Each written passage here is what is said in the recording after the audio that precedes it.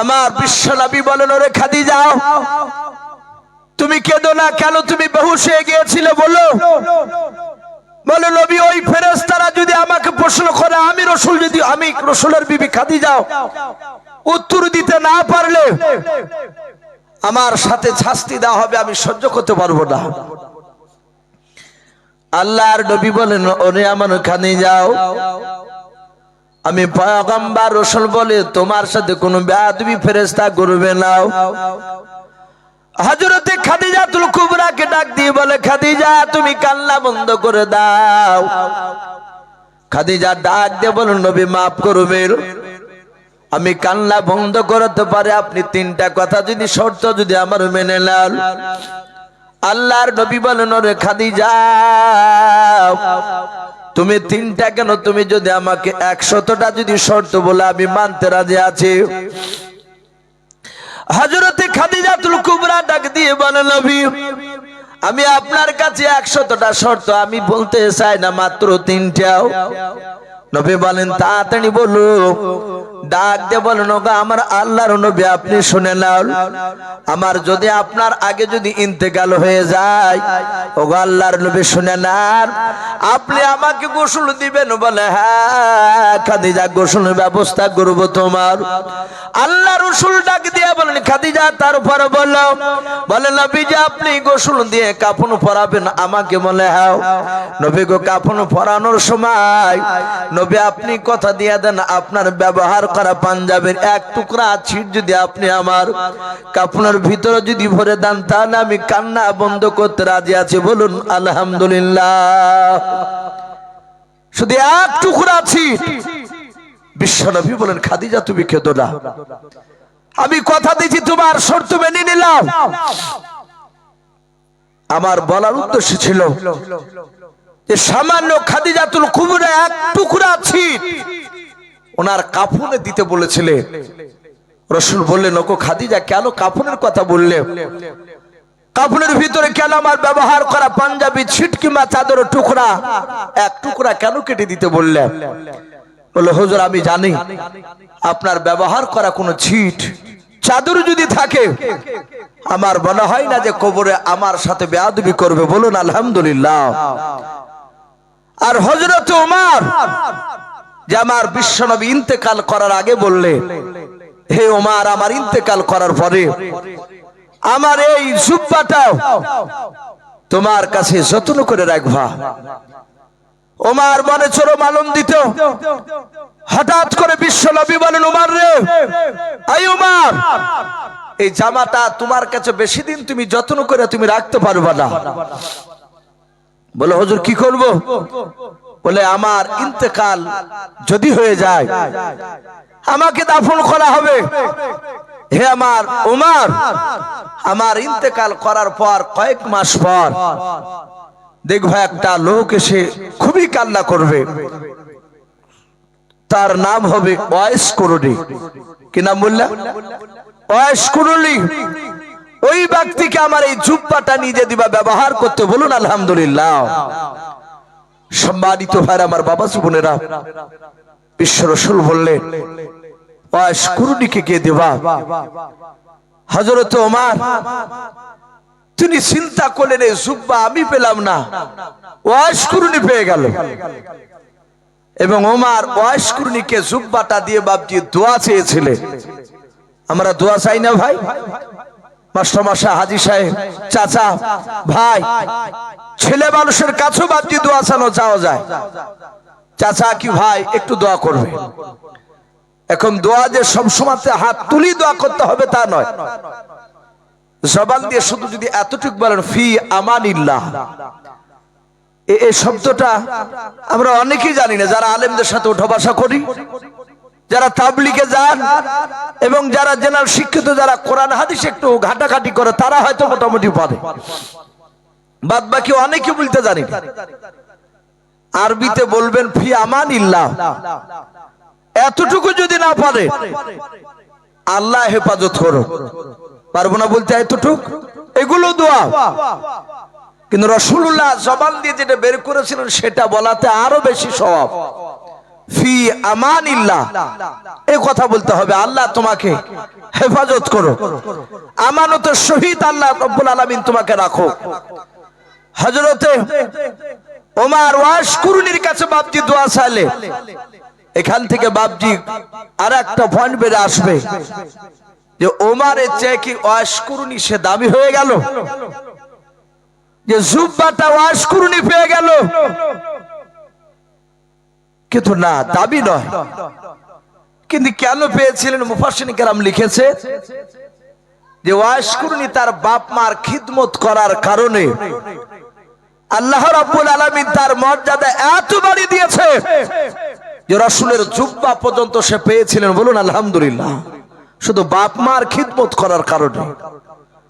ওয়াশকুরুনির জীবদ্দশায় রাসূলুল্লাহ বেঁচে ছিলেন, কিন্তু ওয়াশকুরুনি রাহমাতুল্লাহ আলাইহি তার বাপ মার খিদমত করার কারণে রাসূলুল্লাহর কাছে যেতে পারেনি, কিন্তু রাসূলের উপর ঈমান এনেছিলেন, নামাজ পড়তে। এই জন্য এখনো বাপজি যারা বাপ মার খিদমত করবে তাদের মর্যাদা আল্লাহ উঁচু করে দিবে। কিন্তু খিদমত তো হারিয়ে যাচ্ছে। কয়েক রকমের মানুষকে দেখতে পাওয়া যাচ্ছে। এক শ্রেণী মানুষ বাপজি গই গ্রামে বাস করে টাকা হয়ে গেলে ছেলে মেয়ের পড়া হবে না, এখানে থাকলে খারাপ হয়ে যাবে, এ কৌশল করে বাপজি শহরে পালিয়ে যাচ্ছে। কথা ঠিক না বেঠিক বলে? গ্রাম থেকে টাউনে চলে যাচ্ছে।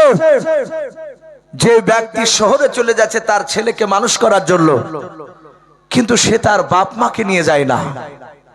100টা যদি লোক যায়, আমার মনে হয় 95টা না 98টা লোক তার বৃদ্ধ বাপ তার বৃদ্ধা মাকে নিয়ে যায় না।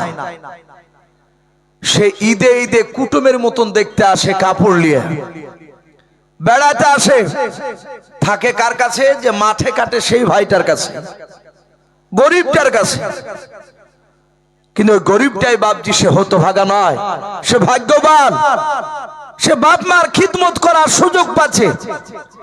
হ্যাঁ, অনেকে আবার ওটা যদি বাইরে নাও যায়, 3টে ছেলে থাকলে হিংসা হিংসি করে দেখা যাচ্ছে, কেউ দেখছে না। এক বেটা যদি দেখছে, তো যে দেখছে তার স্ত্রী বলছে তুমি দেখবে কেন, তোমাকে কি একা জন্ম দিয়েছে নাকি, আরো তো 2টে বেটা আছে, ওরা দেখছে না? এর ভিতর ভিতরে হিংসা হিংসি করে বাপজি অসুখ হলে ডাক্তারখানায় নিয়ে যাচ্ছে না। এরকম হচ্ছে কি হচ্ছে না? একটু কথা বলো। বাপ মা টুকটুক করে তাকায়, এগুলো হচ্ছে হতভাগা। বাপ মার খিদমত যে করবে তার কপাল খুলে যাবে, সে জান্নাত যাবে। আর বাপ মার খিদমত যে করবে না, মৃত্যুর পর থেকে জাহান্নাম ছাড়া কোনো রাস্তা নাই, জাহান্নামে যাওয়া লাগবে। অনেক আলেমরাও আছে বাপজি, দেখা যাচ্ছে। আমি অনেক লোককে বলতে শুনেছি। আমি লালগোলাতে বাপজি ওই করোনা হয়েছিল তার আগা বছর আমার জালসা ছিল, খিদমত পিতামাতার খিদমত সম্পর্কে বিষয় ছিল আমার আলোচনা। এলাকাটা বাপজি বেদাতি এলাকা। আলোচনা পিতামাতার করতে করতে হঠাৎ করে একটা ছেলে বলছেন, হুজুর কিছু মনে করবে না, আপনার বাপকে আপনি ভাদেন তো? একবারে ডাইরেক্ট দাঁড়িয়ে কথা বলছে। অনেক মানুষ। আমি বললাম, ভাই আপনাদের ধারণা কি মনে হয়েছে? আমি মহারানা ঈশ্বর, আপনাদের কি মনে হচ্ছে যে আমি আমার বাপ মাকে আমি দেখি না? তো বলে নাও দেখতে পারেন, মৌলবীরা অনেক বড় বড় কথা বলে। কিন্তু ওর কথা শুনে আমার একটু রাগ হচ্ছিল। পরে বুঝতে পারলাম সে আবেগে কথাগুলো বলছে। আমি গর্ব করা না, এই দেখেন ওই সামনে গাড়িতে আমার ভাই বসে আছে, আপন মায়ের পেটের ভাই আমার, ওখানে গিয়েছিল, ওকে নিয়ে যায়। আমি বললাম দেখুন ভাই বসে আছে গাড়িতে, গিয়ে শুধু একবার খোঁজে নেন, আমার আব্বা মা বেঁচে আছে, আমার দাদি বেঁচে আছে, আপনি খোঁজ নেন দাদি কার কাছে খায় আর বাপ মা কার কাছে খায়। যদি ইসুফের কাছে না খায় যদি বলে, তাহলে আপনার টাকা তো নগদ নাই, গাড়িটা আপনার নামে রেজিস্ট্রি করে দেবেন ইনশাআল্লাহ।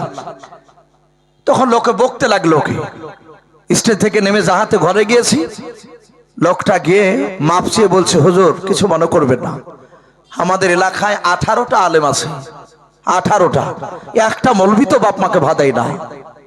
এইভাবে কথা বলছে, একটাও দেয় নাই, জন্য রাগ করে আপনাকে বলেছে হুজুর।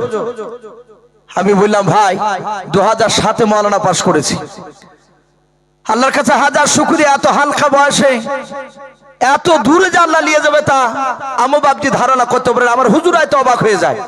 এগুলো সব আপনাদের দোয়া। বড় বড় মাহফিলে বাপজি ডেকে নিয়ে যায়, যেসব মাহফিলে নিয়ে যায় সেই সব মাহফিলের প্রকৃতির যোগ্যতা বক্তা কিন্তু আমি নয়, কিন্তু মানুষ নিয়ে যায়। আমি বললাম ভাই একবার গিয়ে শুধু গ্রামে খোঁজ নেবেন। আমি তো বলতে পারি বড় বড় কথা, যদি প্রমাণ করতে পারেন আমি জালসা করাই বন্ধ করে দেব ইনশাআল্লাহ।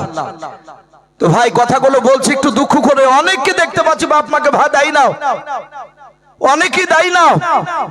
আমি অনুরোধ করব বাপ মার খিদমত যদি থেকে বঞ্চিত হয়ে যান আপনার কপাল ফাটা, মৃত্যুর পর জাহান্নাম ছাড়া কোনো রাস্তা পাবেন না। আপনি যে বাপ মাকে আপনি দেখবেন না সে বাপ মা কোনোদিন আপনার জন্য অন্তর থেকে দোয়া বেরিয়ে আসবে না।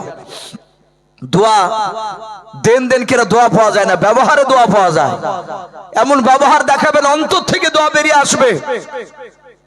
ওয়াস কুরুনি তার বাপ মার খিদমত করার কারণে সে জুব্বা পেয়েছিল, কিন্তু বাপজি ওয়াস কুরুনি চেয়ে ওমর ফারুক রাদিয়াল্লাহু তাআলা আনহু তিনি হাজার হাজার কোটি কোটি গুণ দামি। বলুন আলহামদুলিল্লাহ। ওমর এত দামি, এত দামি, বিশ্বনবী বলেছেন আমার পরে আর নবী রাসূল আসবে না। আসবে কথা বলো। ও খাতামান নবীর নবুয়তের দরজা মহান রব্বুল আলামিন দরজাটাকে আল্লাহ তাআলা মেরে দিয়েছে, নবী আর আসবে না।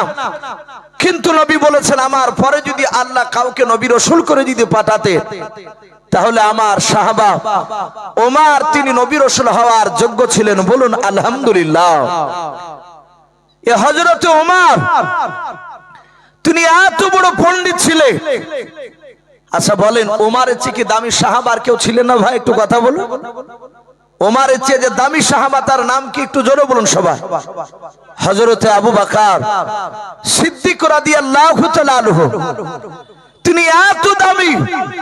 আমার বিশ্ব নবী বলেছিলেন ওগো আমার সাহাবাই কেরাম শুনে নাও, আমার যত উম্মত ইন্তেকাল করেছে, যারা বেঁচে আছে, যারা কিয়ামত পর্যন্ত আসবে, সব উম্মতির নেকি যদি এক পাল্লা রাখা হয়, আর আমার শুধু আবু বকরে সারা জীবনকার নয়, আবু বকর ঈমান আনার পর থেকে নিয়ে তার মৃত্যু পর্যন্ত সব আমল নয়, শুধু একটা রাত্রি নাকি যেদিন বিশ্ব রাসূলের সাথে মক্কা থেকে মদিনায় গিয়েছিলেন হিজরত করে, ওই রাত্রি নেকিটা অপর পালে আবু বকর রাখলে আবু বকরের নেকির পাল্লা ভারী হয়ে যাবে। বলুন সুবহানাল্লাহ।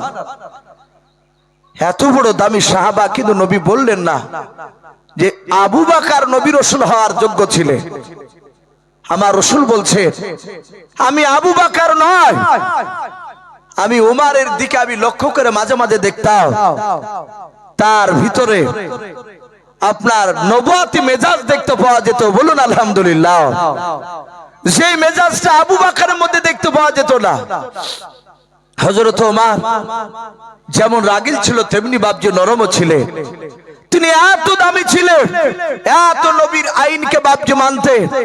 হযরত ওমর ফারুক রাদিয়াল্লাহু তাআলা আনহু ওনার জীবনীতে এসেছে উনি যখন বাদশা ছিলেন, ভাই উনি এই আমাদের ভারতবর্ষের মতো দেশের বাদশা শুধু ছিলেন তা নয়, ইতিহাসে পাওয়া যায় গোটা পৃথিবীর মধ্যে অর্ধেকটা পৃথিবীর একাই তিনি ওমর বাদশা ছিলেন। বলুন আলহামদুলিল্লাহ। গোটা পৃথিবীর অর্ধেকটা পৃথিবীর বাদশা এ হযরত ওমর। ওমর ফারুক বাপজি 14 দিন হয়েছে বাদশা হওয়া। কদিন বললাম? 14 দিন। ওমর প্রথম দিন বাপজি আপনার বাদশা হওয়ার পরে, আমরা জানি আমাদের পার্লামেন্ট কোথায় ভাই একটু কথা বলে? দিল্লি। কিন্তু সেই সময় আরবের পার্লামেন্ট ছিল বাপজি মসজিদে নববী, মদিনার মসজিদে নববীতে বাপজি বিচার হতো।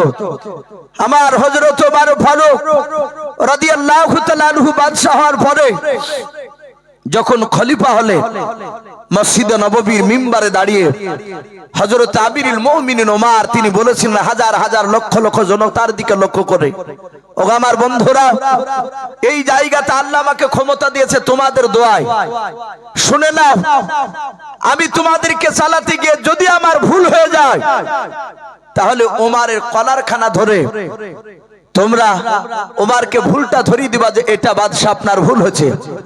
যদি ওমর যদি ভুলটা সংশোধন না করে তাহলে ওমরের গলায় হাত দিয়ে ধাক্কা দিয়ে এই পার্লামেন্ট থেকে ওমরকে নামিয়ে দেবা। বলুন আলহামদুলিল্লাহ।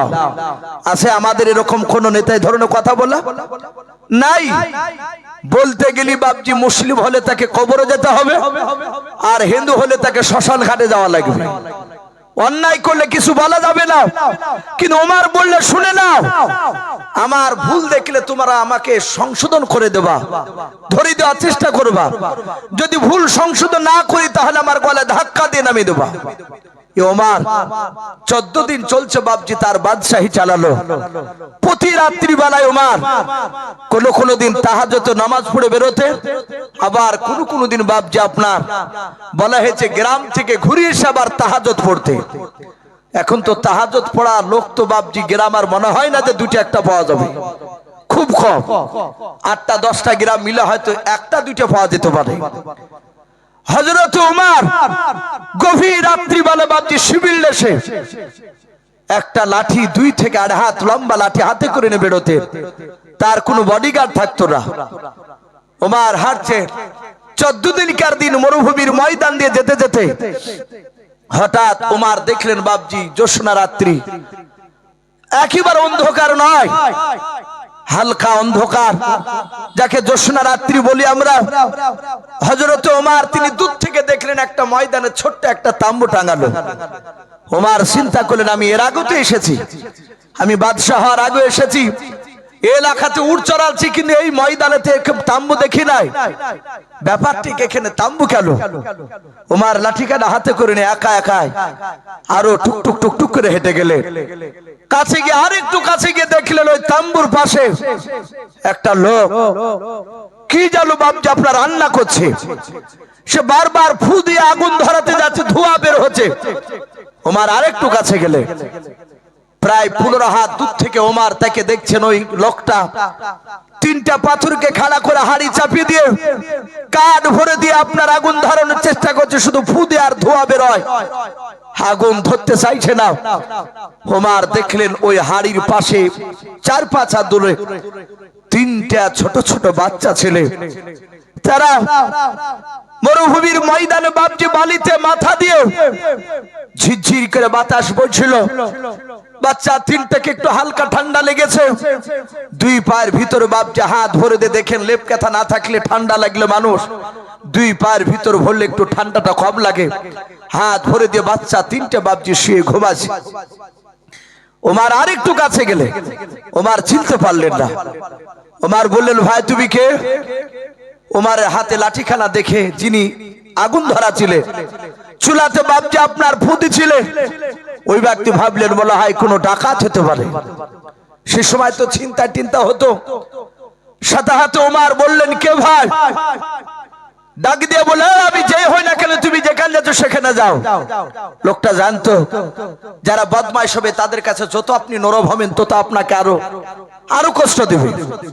আর একটু যদি আপনি খড়া করে কথা বলেন তাহলে জানবেন যে ওর পেছনে মনে হয় শক্তি আছে, লোক আছে। ওমরকে যাহাতে গরম করলো, ওমরকে যত গরম করে ওমর তত বাপজি নরম হয়ে যায়। বলুন আলহামদুলিল্লাহ। ওমর তিনি সাথে হাতে বললেন ভাই তুমি কেন এখানে এসেছো বললো। আরে যে তুমি কাঠ ধরাচ্ছে, কাঠ তো ভিজাও, এ তো গোটা রাত তুমি ধরাতে পারবে না।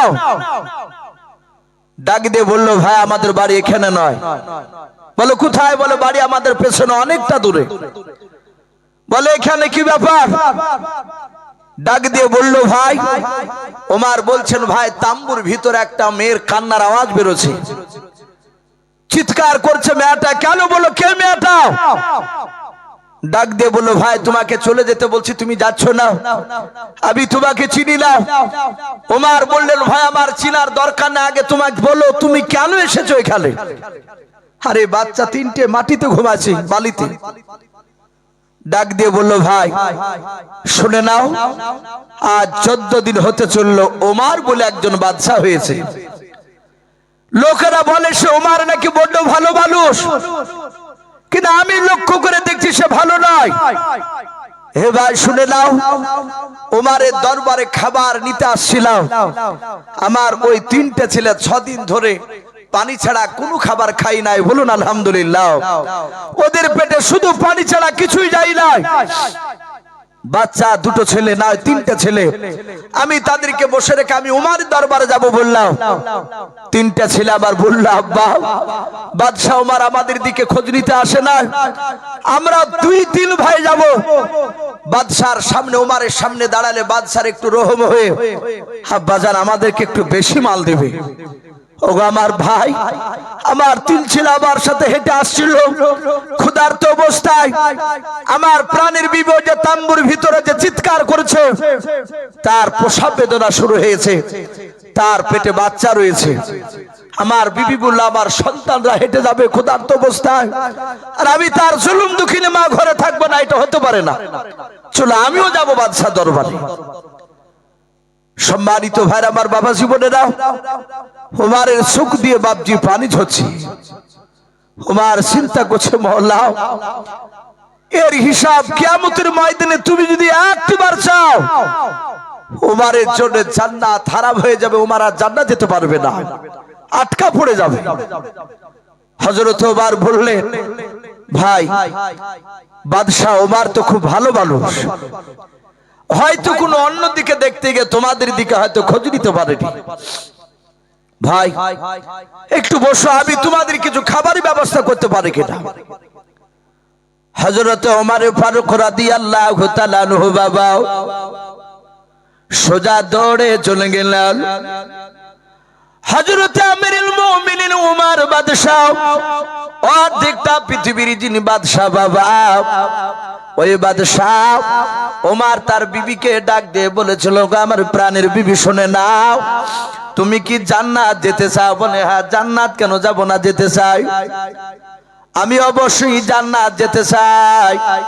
বাদশাহ ওমর বললেন, বিবি শুনে নাও, যদি জান্নাত পেতে হয় তাহলে তাড়াতাড়ি কিছু নেকড়া তুমি নিয়ে নাও, পুরানো তোমার কিছু কাপড়গুলো তুমি পুটলা রাখারে তুমি বেঁধে নাও। ওমর বিবি বাপজি তাড়াহুড়া করে পুটলাগুলো নিয়ে নিলেন। কাপড়ের বাপজি আপনার পুটলা কোলো করে নিয়ে বাপজি দাঁড়িয়ে আছে, ডাকে দিয়ে বলে, বাদশাহ তাড়াতাড়ি আসুন, আপনার অর্ধেকিনী বিবি আমি রেডি হয়ে গিয়েছে।